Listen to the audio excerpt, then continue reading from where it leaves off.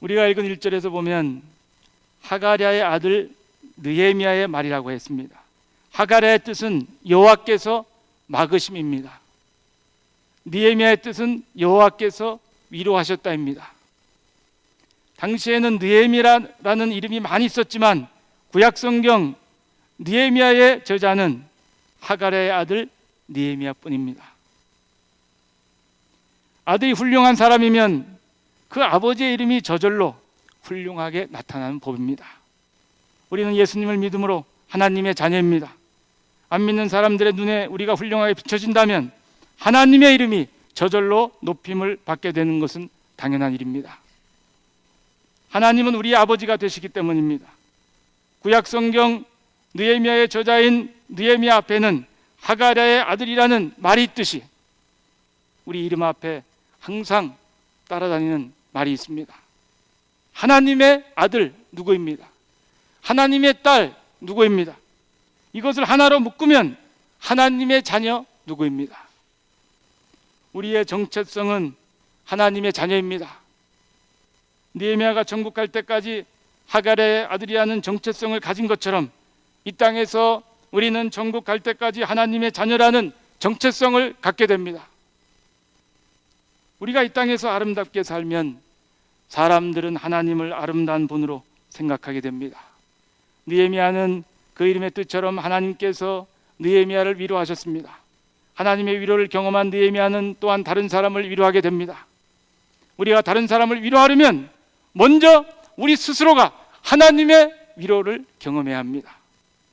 우리가 다른 사람을 사랑하려면 먼저 우리 스스로가 하나님의 사랑을 경험해야 합니다. 하나님의 사랑을 깨닫지 못한 사람은 진정한 의미에서 절대로 다른 사람을 사랑할 수 없습니다. 하나님은 사랑이십니다. 사랑이신 하나님을 알지 못하는 사람은 다른 사람을 사랑할 수 없습니다. 요한일서 4장 7절과 8절에 있는 말씀입니다. 사랑하는 자들아 우리가 서로 사랑하자. 사랑은 하나님께 속한 것이니 사랑하는 자마다 하나님으로부터 나서 하나님을 알고 사랑하지 아니하는 자는 하나님을 알지 못하나니 이는 하나님은 사랑이십니다. 느헤미야는 아버지 하가랴를 통해서 이 세상에 태어났습니다. 그런데 하가랴는 아들 느헤미야 때문에 구약 성경에 이름이 기록되었습니다. 아들이 잘 되면 아버지의 이름도 덩달아 잘 되는 것입니다. 축구선수 박지성이 잘 되니까 텔레비전 방송국에서 박지성 선수의 부모님을 찾아가는 것을 우리가 보게 됩니다.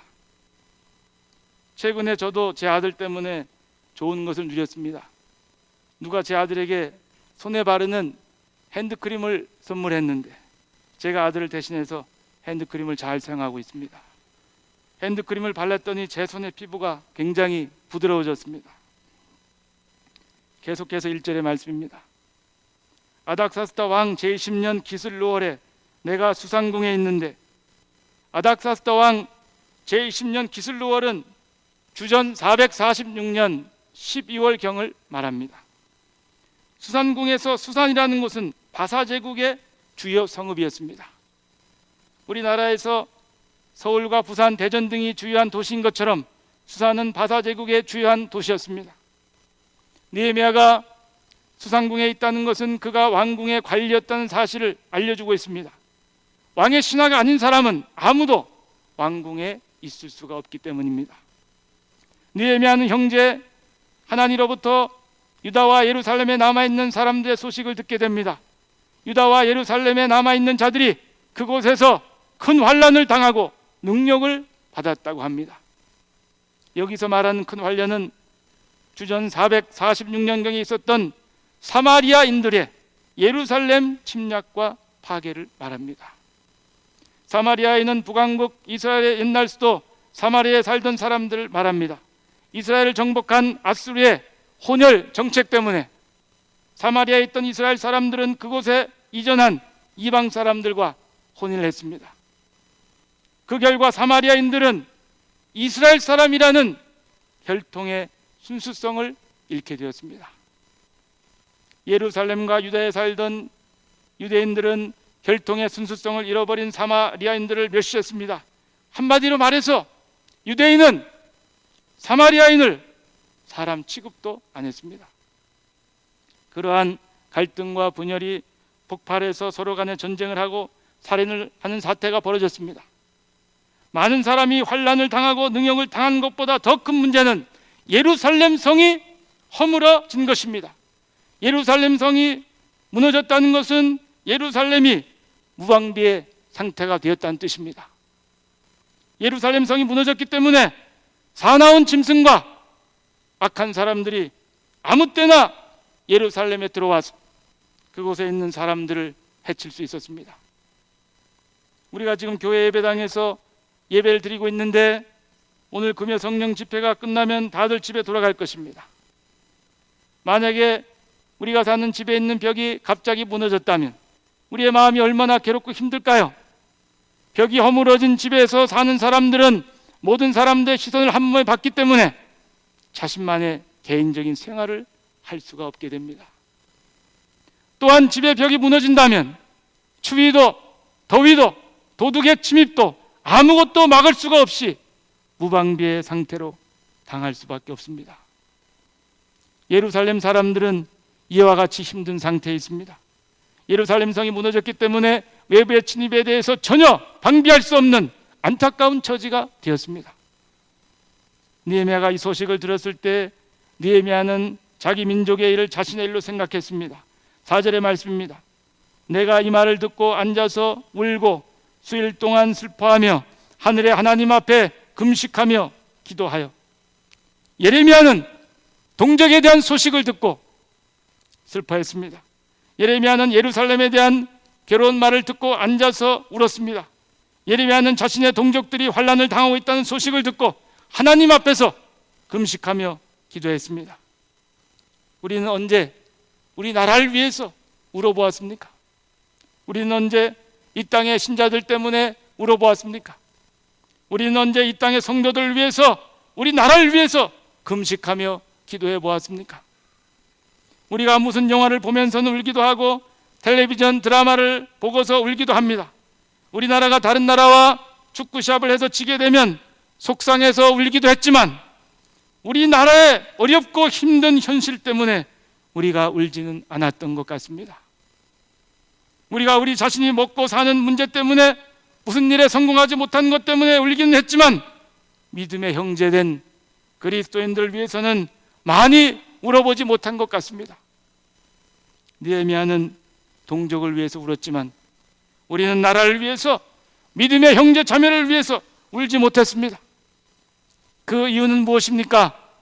느헤미야는 고통을 당하는 예루살렘 사람들을 진정으로 사랑하지만 우리는 지금 고통을 당하는 믿음의 형제들을 진실로 사랑하지 않기 때문입니다. 우리가 믿음의 형제 자매들을 사랑한다면 그들이 어려운 일을 당할 때에 울지 않을 수가 없습니다.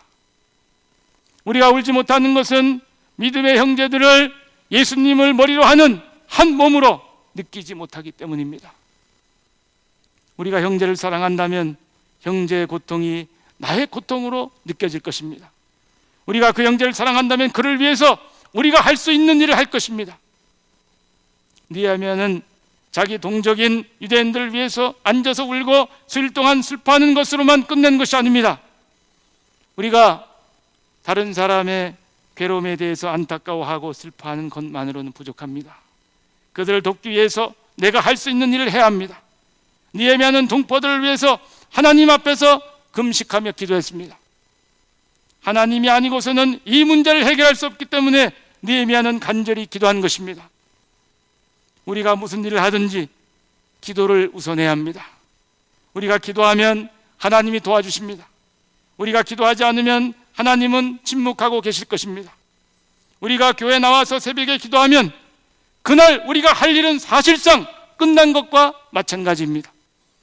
우리는 이미 하나님께 기도로 보고를 드렸기 때문에 그날 하루 동안 우리에게 좋은 일이 생길 것이 분명합니다. 선교사님들이 이영만리 타국에 나가서 선교하실 때 돈도 필요하고 옆에서 도와주는 분도 필요하지만 가장 필요한 것은 기도로 돕는 것입니다. 선교한다는 것은 영적으로 처절한 싸움이기 때문입니다.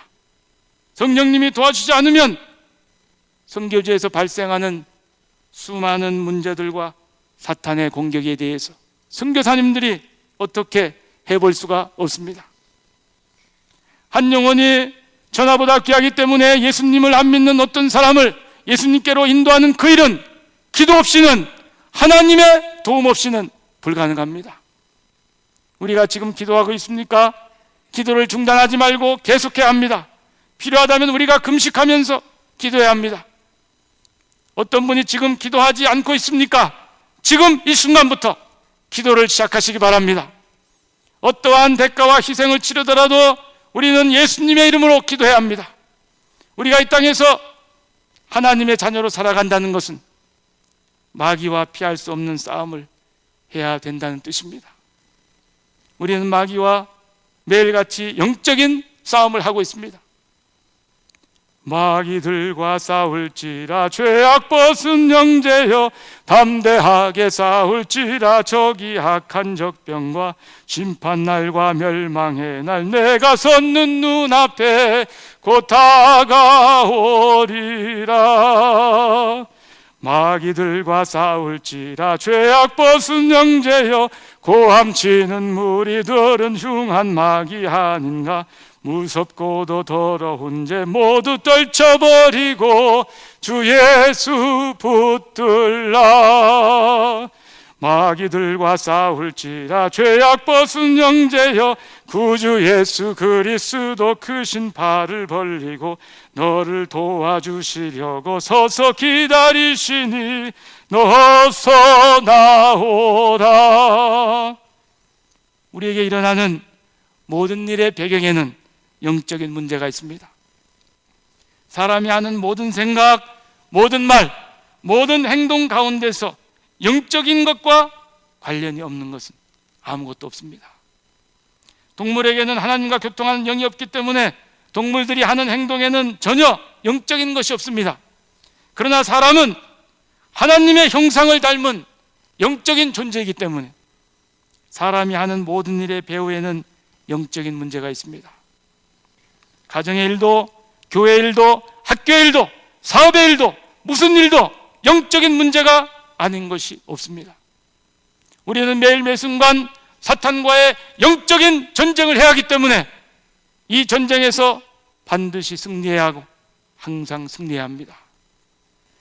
승리는 내 것일세, 승리는 내 것일세, 구세주의 보혈로서 승리는 내 것일세. 2차 세계대전을 승리로 이끈 영국의 윈스턴 처칠이 이런 말을 했습니다. 어떠한 희생을 치르더라도 승리이고 어떠한 대가를 치르더라도 승리입니다. 승리가 없이는 생존할 수 없습니다. 우리가 사탄과의 영적인 싸움에서 승리하려면 기도해야 합니다. 특별히 아무에게도 방해를 받지 않는 새벽에 우리가 기도해야 합니다. 우리가 기도할 때 영역이 생깁니다. 우리가 기도할 때 능력이 생깁니다. 마가복음 9장에서 보면 예수님이 변화산에서 내려오셨을 때 산 밑에 있던 제자들이 어떤 귀신 들린 아이로부터 귀신을 쫓아내지 못해서 쩔쩔매고 있었습니다. 예수님이 그 아이에게서 귀신을 쫓아내신 후에 집에 들어가셨을 때 제자들이 조용히 물었습니다. 마가복음 9장 28절 하반절과 29절의 말씀입니다. 우리는 어찌하여 능히 그 귀신을 쫓아내지 못하였나이까? 이르시되 기도 외에 다른 것으로는 이런 종류가 나아갈 수 없느니라 하시니라. 기도의 능력이 귀신을 쫓아내는 일뿐일까요? 우리 주에는 기도를 통해서 하나님의 능력을 받지 않으면 해결되지 않는 문제들이 너무나 많습니다. 우리는 기도함으로써 영적인 힘을 길러야 합니다. 5절 중반절에 보면 느헤미야가 이렇게 기도합니다. 하나님이여, 주를 사랑하고 주의 계명을 지키는 자에게 언약을 지키시며 긍휼을 베푸시는 주여 간구하나이다. 하나님은 어떤 사람에게 언약을 지키시고 긍휼을 베풀어 주십니까? 하나님을 사랑하고 하나님의 계명을 지키는 자입니다. 하나님을 사랑하는 것과 하나님의 계명을 지키는 것은 하나입니다. 하나님을 사랑하는 자는 반드시 하나님의 계명을 지키게 됩니다. 어떤 사람이 십계명을 지킨다고 해서 그가 반드시 하나님을 사랑한다고 말할 수는 없습니다. 어떤 사람은 인간적인 열심만으로도 십계명을 지킬 수 있기 때문입니다. 어떤 이단들은 겉으로 보이는 행동을 보면 천사와 같이 흠잡을 데가 없습니다. 그런데 도덕적으로 깨끗해 보이는 사람이라고 해서 반드시 하나님을 사랑하는 것은 아닙니다. 어떤 사람이 예수님을 믿지 않더라도 인간적인 열심만으로도 도덕적으로 깨끗하게 살 수 있기 때문입니다. 하지만 하나님을 사랑하는 사람은 반드시 하나님의 계명을 지키게 됩니다. 어떤 사람이 하나님을 사랑한다고 말하면서 하나님의 계명을 지키지 않는다면 그가 말하는 하나님께 대한 사랑은 가짜입니다. 요한복음 14장 21절의 말씀입니다. 나의 계명을 지키는 자라야 나를 사랑하는 자니 나를 사랑하는 자는 내 아버지께 사랑을 받을 것이요 나도 그를 사랑하여 그에게 나를 나타내리라. 예수님을 사랑하는 우리의 믿음은 반드시 우리의 행함을 통해서 증명이 되는 것입니다. 행함으로 증명되지 않는 믿음은 죽은 믿음입니다. 야고보서 2장 26절의 말씀입니다. 영혼 없는 몸이 죽은 것 같이 행함이 없는 믿음은 죽은 것이니라. 하나님은 하나님을 사랑하는 자들에게 언약을 지키십니다. 하나님은 하나님의 계명을 지키는 자들에게 긍휼을 베풀어 주십니다.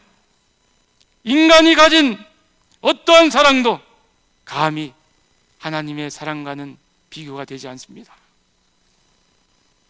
만약에 우리가 할 수 있는 능력이 있고 우리가 아무리 사랑하는 사람을 위한다고 할지라도 우리의 사랑하는 자녀를 십자가에 못 박게 할 수 있을까요? 부모는 자녀의 머리카락 한 올을 지키기 위해서도 목숨을 걸고 싸울 것이 분명합니다. 인간의 사랑 중에 하나님의 사랑에 가장 근접한 것이 자녀에 대한 부모의 사랑입니다. 인간의 어떤 사랑도 자녀에 대한 부모의 사랑을 능가할 수 없습니다.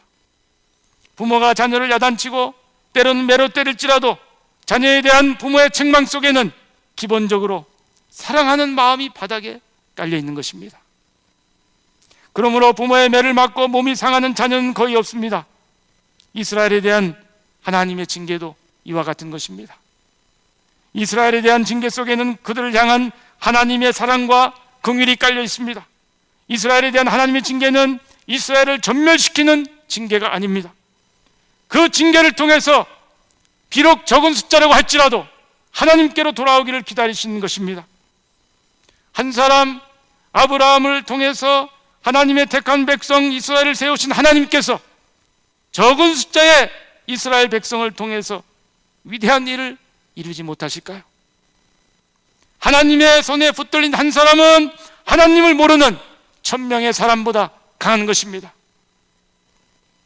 우리가 잘 아는 영국의 스펄전 목사님은 그의 설교에서 10명의 헌신된 일꾼을 하나님이 주신다면 자신은 전 세계도 변화시킬 수 있을 것이라고 힘주어 말했습니다. 겉으로 드러나는 숫자보다 중요한 것은 속에 감추어져 있는 숫자입니다. 사람들은 사과나무의 열매가 몇 개인지 셀 수 있지만 사과 한 개 속에 들어있는 씨앗 안에 숨겨져 있는 셀 수 없이 많은 사과는 보지 못하고 있습니다. 우리 영혼 속에는 무한한 잠재력이 숨겨져 있습니다. 우리 안에 있는 잠재력이 사용되려면 하나님의 손길이 우리에게 임해야 합니다. 우리가 하나님을 사랑한다면 단순히 사랑하는 척하는 것이 아니라 하나님을 진실로 사랑한다면 하나님의 위대한 손길은 우리의 잠재력을 폭발시킬 것입니다. 우리 교회가 매주 3,000명의 성도가 출석한다고 가정을 할 때 3,000명에다가 1,000을 곱하면 몇 명입니까? 300만 명입니다. 우리 교회가 하나님을 사랑한다면 못할 일이 없습니다. 300만 명의 힘을 발휘하는 성도들이 전심전력했을 때 불가능한 일이 무엇일까요? 하나님은 안 믿는 사람들과 아무것도 언약하는 것이 없습니다. 영적인 의미에서 하나님은 안 믿는 사람들에게 아무것도 긍휼을 베풀 것이 없습니다. 물론 하나님은 안 믿는 사람들에게 햇빛과 물과 공기를 허락하십니다. 안 믿는 사람들이 하나님의 일반 은총을 받아 누리면서 살긴 하지만 그것뿐입니다. 안 믿는 사람들은 천국에 대한 소망이 없습니다. 안 믿는 사람들은 영생을 얻은 성도가 누리는 진정한 평안과 기쁨을 알 수 없습니다. 그러므로 안 믿는 사람들의 기쁨 속에는 슬픔이 숨어 있고, 안 믿는 사람들의 즐거움 속에는 괴로움이 숨어 있습니다. 하나님은 우리에게 기쁨을 주시면서 근심을 겸하여 주시지 않습니다. 7절의 말씀입니다. 주를 향하여 크게 악을 행하여 주께서 주의 종 모세에게 명령하신 계명과 율례와 규례를 지키지 아니하였나이다. 느헤미야는 이스라엘 백성들의 죄를 자신의 죄로 생각하며 회개하고 있습니다. 이스라엘 민족을 떠나서는 느헤미야 자신을 생각할 수 없기 때문입니다. 우리는 우리나라의 죄악에 대해서 얼마나 자유로울 수 있으며 얼마나 떳떳할 수 있을까요? 우리는 한국교회의 죄악에 대해서 얼마나 자유로울 수 있을까요? 한국교회의 부끄러운 일들이 사방에 알려질 때 그 일은 바로 우리 자신의 문제가 아닐까요? 세월호에서 죽은 학생들과 어른들에 대해서 온 국민이 그렇게 슬퍼하고 괴로워한 이유가 무엇입니까? 그렇게 말도 안 되는 어처구니 없는 일이 벌어질 수밖에 없는 우리의 자화상 때문입니다. 세월호라는 거울을 통해서 우리의 추하고 더러운 모습을 보았기 때문입니다. 돈과 이익을 위해서라면 사람의 목숨을 파리 목숨처럼 생각하는 사람들의 비열함이 우리들 마음속에 숨어있기 때문입니다. 느헤미야는 자신과 아버지의 집이 하나님의 계명과 율례와 규례를 지키지 않았다고 고백하고 있습니다. 여기에서 계명은 명령이라고 바꿔 말할 수 있습니다. 율례는 법정의 판결이라고 말할 수 있습니다. 규례는 율법이라고 말할 수 있습니다. 계명과 율례와 규례를 다른 말로 표현한다면 명령과 판결과 율법입니다. 명령과 판결과 율법은 결국 하나님의 말씀이 사람에게 필요한 여러 가지 형태로 나타나는 것입니다. 계명과 율례와 규례는 한마디로 말해서 하나님의 말씀입니다. 이스라엘 백성들은 하나님의 말씀에 불순종했습니다. 하나님의 말씀에 불순종하는 것이 이스라엘 백성들이 지은 죄의 전부입니다. 사람이 짓는 모든 죄의 근원에는 하나님의 말씀에 대한 불순종이 있습니다. 하나님의 말씀에 순종하는 성도는 절대로 하나님께 죄를 지을 수 없습니다. 사람이 짓는 모든 죄의 근원에는 하나님께 대한 교만이 있습니다. 첫사람 아담도 하나님께 대한 불순종과 교만 때문에 결국 아름다운 낙원인 에덴 동산에서 쫓겨나게 되었습니다. 인간의 불순종과 교만이 인간을 아름다운 곳으로부터 추방하게 만들었습니다. 죄악이라고 하는 질병에 걸린 이스라엘 백성들을 향한 하나님의 처방은 하나입니다. 이스라엘을 죽지 않게 하고 살게 하는 그 처방은 무엇일까요? 돌아오는 것입니다. 하나님께로 돌아오는 것입니다. 하나님께로 돌아와서 하나님의 계명을 지키는 것입니다. 어서 돌아오, 어서 돌아만 오. 지은 죄가 아무리 무겁고 크기로 주 어찌 못 담당하고 못 받으시리요. 우리 주의 넓은 가슴은 하늘보다 넓고 넓어. 하나님은 우리를 사랑하십니다. 하나님은 우리를 기다리십니다. 우리는 죄라고 하는 낙심과 절망 가운데 매여 있을 수 없습니다. 우리 앞에는 소망의 문이 항상 열려 있습니다. 그 문은 하나님께로 돌아오는 것입니다. 돌아오세요. 아직 늦지 않았습니다. 9절의 말씀입니다. 만일 내게로 돌아와 내 계명을 지켜 행하면 너희 쫓긴 자가 하늘 끝에 있을지라도 내가 거기서부터 그들을 모아 내 이름을 두려고 택한 곳에 돌아가게 하리라 하신 말씀을 이제 청하건대 기억하옵소서. 하나님을 떠났던 이스라엘 백성들이 하나님께로 돌아온다면, 하나님께 범죄하여 쫓긴 자가 하늘 끝에 있을지라도 하나님이 하늘 끝에서부터 그들을 모아서 성전에 돌아오게 하신다는 말씀입니다. 이스라엘 백성들에게 있어서 가장 좋은 것은 하나님의 성전에서 하나님을 예배하는 것입니다. 우리가 하나님을 예배한다는 것이 얼마나 큰 기쁨입니까? 하나님은 이스라엘 백성들이 하늘 끝에 있을지라도 돌아오게 하신다고 했는데, 하늘 끝이라는 표현을 쓰신 이유가 무엇입니까? 땅 끝은 알겠는데 하늘 끝은 어디입니까?